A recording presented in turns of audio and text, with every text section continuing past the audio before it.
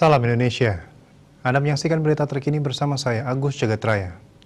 Pemirsa, Presiden Amerika Serikat Joe Biden menyatakan pembunuhan massal warga Armenia oleh Kerajaan Ottoman pada era Perang Dunia ke-1 sebagai genosida.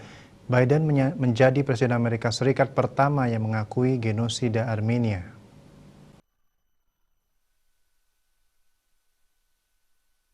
Langkah Biden tersebut memenuhi sebuah janji kampanye dan terjadi pada hari yang sama ketika mengenang genosida Armenia yang diperingati di Armenia dan oleh diaspora Armenia. Biden mengatakan Amerika Serikat mengenang mereka yang meninggal dunia dalam genosida Armenia era Ottoman dan kembali berkomitmen untuk mencegah kekejian seperti itu terjadi lagi. Rakyat Amerika menghormati semua warga Armenia yang tewas dalam genosida yang dimulai 106 tahun yang lalu. Sementara itu, menurut pernyataan kementerian, Menteri Luar Negeri Turki memanggil Duta Besar AS David Satterfield ke Ankara. Wakil Menteri Luar Negeri Sedat Onal mengatakan kepada Satterfield bahwa Ankara menolak komentar Biden tersebut dan menganggapnya tidak dapat diterima dan mengecam sekeras-kerasnya.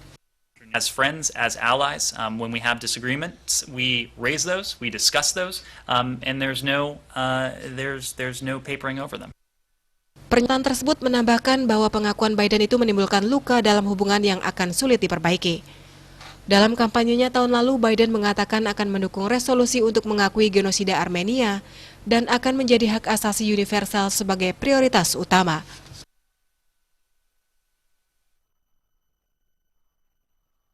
Selalu terapkan 3M, wajib memakai masker, wajib mencuci tangan, dan wajib menjaga jarak, serta wajib menghindari kerumunan.